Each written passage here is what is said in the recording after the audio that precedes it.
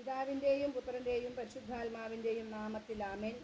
യോഹന്നാന് ലഭിച്ച വെളിപാട്. ഒന്നാം പുസ്തകം.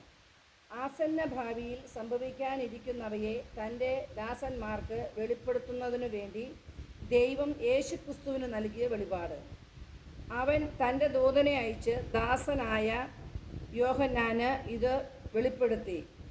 അവൻ ദൈവവചനത്തിനും യേശുക്രിസ്തുവിൻ്റെ വെളിപാടിനും താൻ കണ്ട സകലത്തിനും സാക്ഷ്യം നൽകി.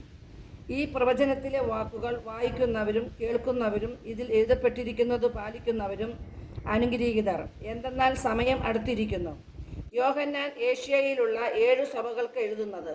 ആയിരിക്കുന്നവനും ആയിരുന്നവനും വരാനിരിക്കുന്നവനുമായവനിൽ നിന്നും അവൻ്റെ സിംഹാസന സന്നിധിയിലെ സപ്താത്മാക്കളിൽ നിന്നും വിശ്വസ്ത സാക്ഷിയും മൃതരിൽ നിന്നുള്ള ആദിജാതനും ഭൂമിയിലെ രാജാക്കന്മാരുടെ അധിപതിയുമായ യേശു ക്രിസ്തുവിൽ നിന്നും നിങ്ങൾക്ക് കൃപയും സമാധാനവും.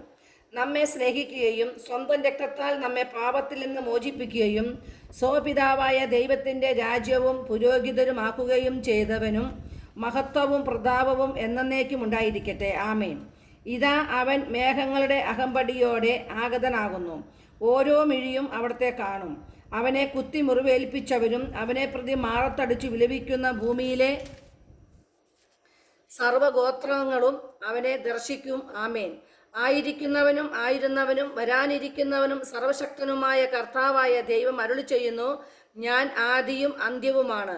Price the lord. ഹല്ലേലൂയ, ഹല്ലേലൂയ, ഹല്ലേലൂയ.